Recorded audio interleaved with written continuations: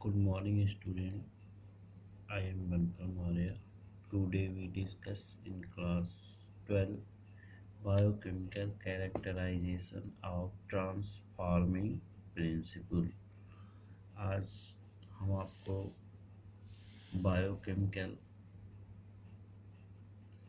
Transforming principal के characterisation या characteristic feature को डिस्कस करेंगे। यहाँ पे देखा गया सबसे पहले कि जैसे ही आर स्टेन और एस स्टेन बैक्टीरिया को ट्रीट किया गया तो बाद में पता नहीं चल पाया कि कौन सा ऐसा फैक्टर है जिसके वजह से माइस डाई कर रहा है। तो उसी चीज़ को बायोकेमिकली स्टडी किया गया। तो आज हम लोग की टॉपिक है biochemical characterisation of transforming principle. यहाँ पे बायोकेमिकल कैरेक्टराइजेशन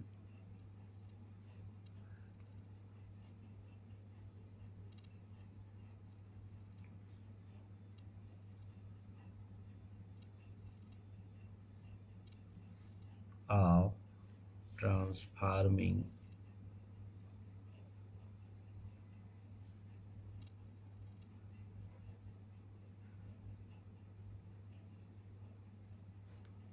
principle।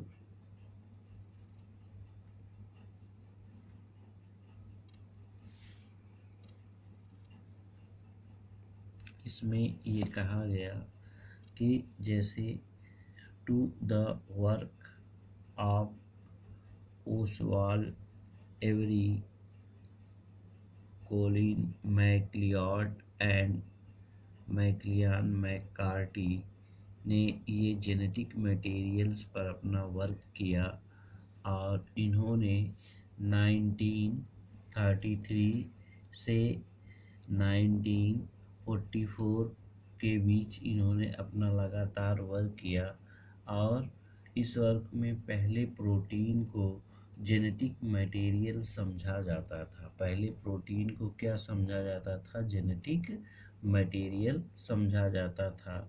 इन्होंने ग्रिफिथ के एक्सपेरिमेंट में ट्रांसफार्मिंग प्रिंसिपल के बायोकेमिकल नेचर को डिटरमाइन करने का कार्य प्रारंभ किया और उन्होंने देखा कि हीट किल्ड एस सेल्स से बायोकेमिकल्स को प्यूरिफाइड करके देखा कि कौन लीव आर सेल्स को एस सेल्स में ट्रांसफॉर्म करने का कार्य कर रहा है और करने में सहायक है। तो उन्होंने इस बात का पता लगाया कि एस बैक्टीरिया का केवल डीएनए ही आर को ट्रांसफॉर्म कर देता है और इससे इस बात का पता लगाया गया कि प्रोटीन डिस्टिंग्विश एंजाइम तथा आरएनए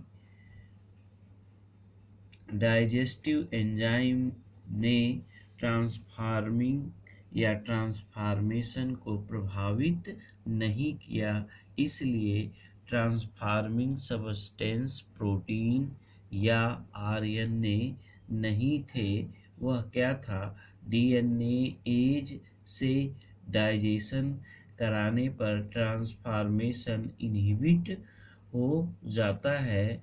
इससे स्पष्ट है कि डीएनए ही ट्रांसफॉर्मेशन के लिए जिम्मेदार होता है। उन्होंने निष्कर्ष निकाला कि डीएनए ही हेरिडिटी मटेरियल है, परंतु सभी बायोलॉजिस्ट इस बात से सहमत नहीं थे और डीएनए तथा डीएनए के बीच डिफरेंस डीएनए और डीएनए एंजाइम के बीच डिफरेंस माना गया। ठीक है ना। फिर बाद में प्रूफ हो गया कि DNA is a genetic materials, यानी कहने का मतलब ये है कि जो ओसवाल एवरी थे, मैक्लियॉड थे और मैककार्टी थे, उन्होंने 1933 से और 44 में genetic materials was thought to be protein, ये सोचा था कि जो जेनेटिक मटेरियल्स है वो प्रोटीन होता है। ठीक है। और फिर उन्होंने ग्रिफिथ के एक्सपेरिमेंट में ट्रांसफार्मिंग प्रिंसिपल के बायोकेमिकल नेचर को डिटरमाइन करने का कार्य किया। और जब डिटरमाइन किया तो उन्होंने देखा कि heat killed S strain cells से बायोकेमिकल्स को प्यूरिफाई करके जब देखा, तो उन्होंने प्यूरिफाई करके जब देखा तो ये पता चला कि एस स्टेन बैक्टीरिया का केवल डीएनए ही आर स्टेन बैक्टीरिया को ट्रांसफॉर्म कर देता है। इन्होंने इस बात का भी पता लगाया कि प्रोटीन डाइजेशन एंजाइम तथा आरएनए डाइजेशन एंजाइम का कार्य करते हैं, जिसको आरएनएज कहा जाता है। और ये ट्रांसफॉर्मेशन को प्रभावित नहीं करते, ट्रांसफॉर्मेशन को केवल डीएनएज और डीएनए ही करता है। और इससे ये सिद्ध होता है कि DNA as a genetic materials, जैसा कि हम आपको बता दें कि इसमें इस प्रकार से, यानी उन्होंने एक ऐसे बीकर लिया, ऐसे एक उन्होंने क्या किया, बीकर लिया।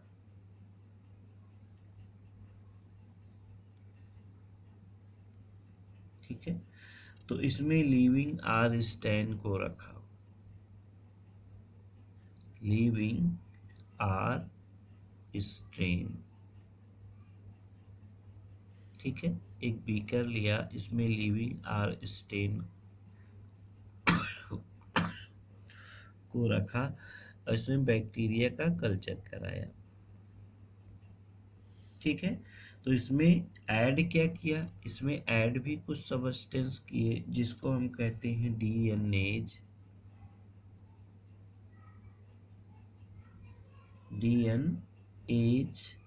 आरएनएज,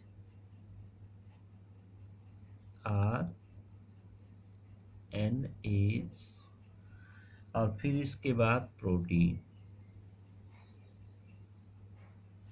इन तीनों को जब उन्होंने, यानी डीएनए आरएनए प्रोटीन, इसमें और क्या डाला, डीएनए आरएनए और क्या, प्रोटीन। इन तीनों चीज़ों को उन्होंने क्या किया, इसमें बीकर में मिक्स किया, आर स्टेन में। फिर इसी को इंजेक्ट करवाया, किसमें, इंजेक्ट, इसको इंजेक्ट करवाया माइस में। ठीक है। तो माइस डेड नहीं हुआ, लीव ही रहा। ठीक है ना, माइस लीव, ये जीवित रहा। लेकिन जब केवल आरएनए और प्रोटीन, क्या किया कि जब केवल आरएनए और प्रोटीन, दूसरा एक्सपेरिमेंट में जब उन्होंने इस बीकर में केवल क्या रखा कि आरएनए और प्रोटीन को रखा, आरएनएज और किसको, प्रोटीन को या प्रोटीएजेस,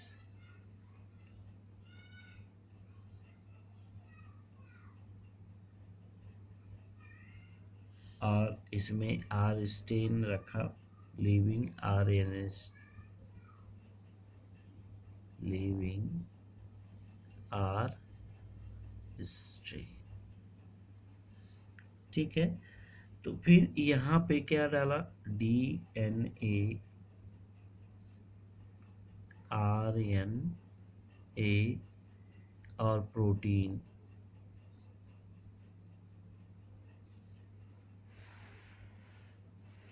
ये दूसरे वाले में फिगर में है। तो इन्होंने जब इसको इंजेक्ट करवाया, इंजेक्ट किया किसमें, माइस में, तो माइस क्या कर गया, डाई कर गया, माइस डाई हो गया, ठीक है ना। तो यहाँ पे ये हीट किल्ड एस स्टेन था, ये हीट किल्ड, यहाँ पे हीट किल्ड एस स्टेन, ऐसे करवाया था अपना हीट किल्ड एस स्टेन। और यहाँ पर भी ये सभी क्या थे, हीट किल्ड एस स्टेन।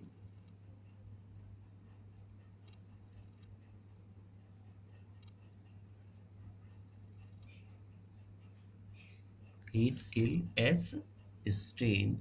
तो देखा कि माइस क्या कर गया कि एक में लीव कर रहा है, दूसरे में डाई कर रहा है। तो हम ये कह सकते हैं, क्या कह सकते हैं कि अब देखिए, every मैक्लियॉड McCarthy in 1933 to 1944 they give genetic experiment to the biochemical characterization of transforming principle. It is thought to be, they was thought to be, protein is genetic materials and protein are transforming molecules, but they worked to determine the biochemical nature of transforming principle. In Griffith experiment, they purified biochemicals from the heat killed S stain to see which one could transform leaf or cells into S cells. They discovered that DNA alone from S bacteria caused R bacteria to become transformed. They also discovered that protein digesting enzyme and RNA digesting enzyme did not affect transformation. So the transforming substance was not protein and RNA digestion, and with DNAs did inhibit transformation, suggestion that DNA caused the transformation. They concluded that DNA is the heredity materials, but not all biologists was convincing this process. यानी कहने का मतलब ये हुआ कि जब every मैक्लियार्ड McCarthy, ठीक है ना, अपने biochemical characterisation of transforming principle पर वर्क किया, तो उन्होंने सोचा कि ये प्रोटीन ही क्या होती है, ट्रांसफार्म्ड हो जाती है, जिसके वजह से बैक्टीरिया जो है वह माइस में इंटर कर जाते हैं और वो माइस जिसकी वजह से मर जाता है। लेकिन जब उन्होंने ग्रिफिथ के एक्सपेरिमेंट पर वर्क किया और उन्होंने प्यूरिफाइड बायोकेमिकल्स के द्वारा हीट किल्ड एस स्टेन से देखा कि जो एस सेल्स होती हैं, एस टाइप की जो सेल्स होती हैं, वे सेल्स जब ट्रांसमिट की जाती हैं तो माइस डाई कर जाता है। फाइल जब इसी चीज़ को दोबारा हीट किल्ड करके देखा गया तो जो ये एंजाइम होती हैं इनको केवल डीएनए ही इसमें ट्रांसफॉर्म होता है, जबकि दूसरा कोई नहीं ट्रांसफॉर्म होता है। और इसी डीएनए के ट्रांसफॉर्मिंग से ही, डीएनए के ट्रांसफॉर्मिंग से ही जो है कि माइस क्या कर जाता है, डेड हो जाता है। तो ये प्रूव हो जाता है कि डीएनए इज जेनेटिक मटेरियल्स। ठीक है, तो I hope you understand this topic. Next topic है हम लोग की, आगे की तरफ हम चलते हैं। नेक्स्ट टॉपिक है कि the genetic material is DNA. ठीक है ना, डीएनए जेनेटिक मटेरियल है। इसका यूनिवर्सल जो है प्रूफ जो है हर्शे तथा चेज ने 1952 के एक्सपेरिमेंट में बता दिया कि डीएनए क्या होता है, जेनेटिक मटेरियल। ये प्रूफ हो गया। नेक्स्ट अगले 1952 में कि जो जेनेटिक मटेरियल्स है वो डीएनए ही होता है। इसको सबसे पहले कंप्लीटली रूप से प्रूफ किया लास्ट में चलकर हर्शे एंड चेज साइंटिस्ट ने, है ना। उन्होंने अपना एक्सपेरिमेंट जो किया वो बैक्टीरियोफेज वायरस पर किया। तो बैक्टीरियोफेज जब बैक्टीरिया से अटैच हो जाता है तो उसका जेनेटिक मटेरियल्स बैक्टीरियल सेल्स में इंटर कर जाता है और बैक्टीरियल सेल्स वायरस के जेनेटिक मटेरियल को ही अपना समझने लगता है, जिसके परिणाम स्वरूप सेल्स डिवाइड होती हैं और वायरस पार्टिकल्स का निर्माण होता है। हर्शे व चेज ने इस बात की खोज की कि डीएनए या प्रोटीन में कौन वायरस से बैक्टीरिया में इंटर करता है। तो उन्होंने देखा कि वायरस से जो उसका मीडियम में ग्रो किया, जिसमें रेडियो फास्फोरस का यूज किया था, रेडियो एक्टिव फास्फोरस का क्या किया, यूज किया।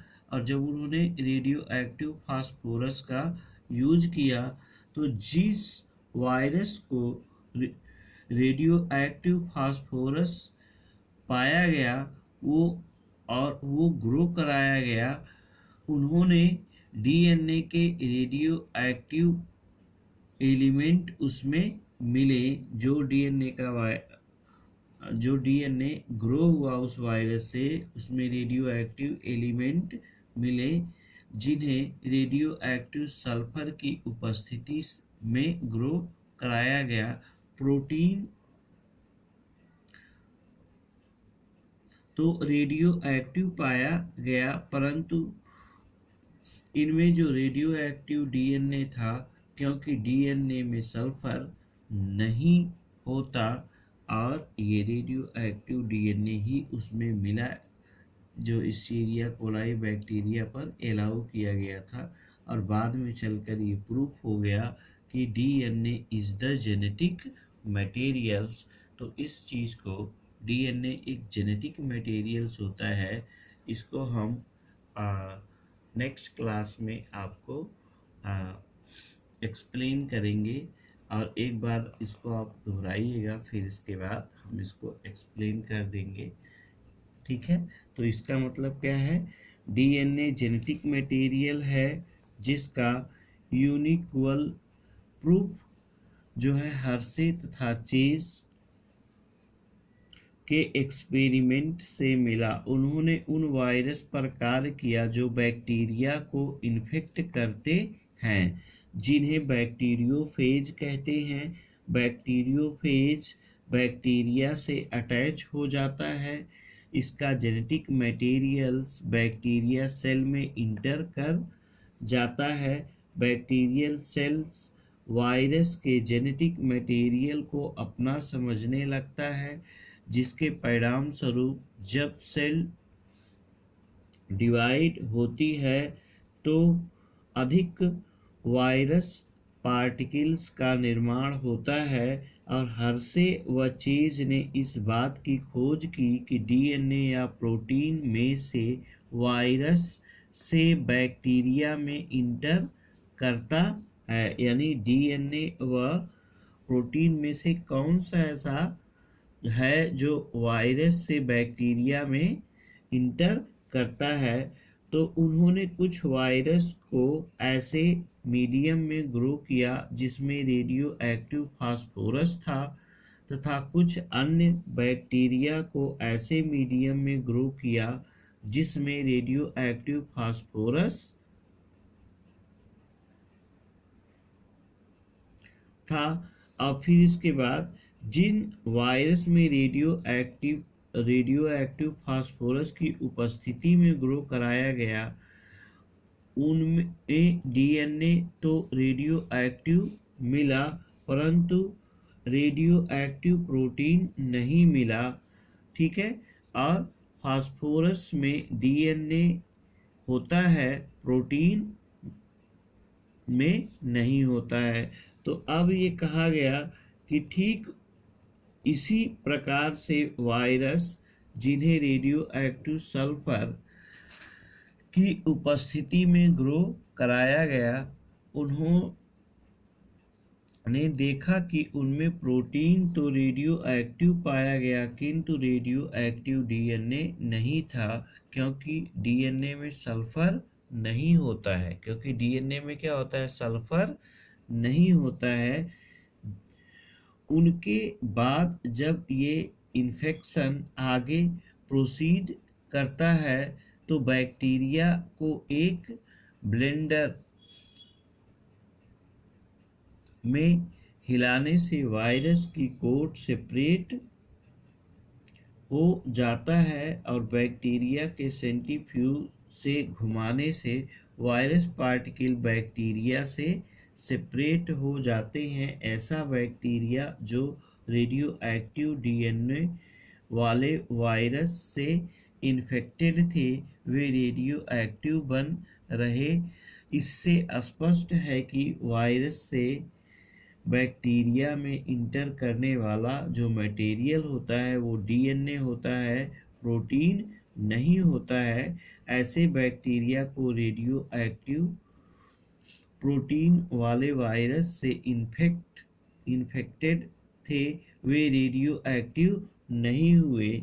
इससे संकेत मिलता है कि वायरस से बैक्टीरिया में प्रोटीन इंटर नहीं करता, इसलिए वायरस से बैक्टीरिया में पास होने वाला जेनेटिक मटेरियल क्या है, डीएनए है। और ये प्रूफ हो गया कि जेनेटिक मटेरियल्स क्या होता है, डीएनए ही होता है।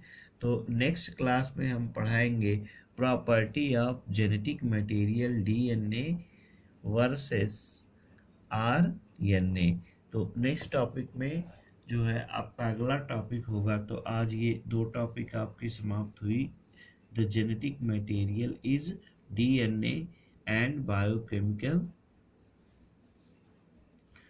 transforming principle। तो अब आज का क्लास यहीं पर समाप्त होता है। नेक्स्ट डे हम आपको बताएंगे प्रॉपर्टी ऑफ जेनेटिक मटेरियल।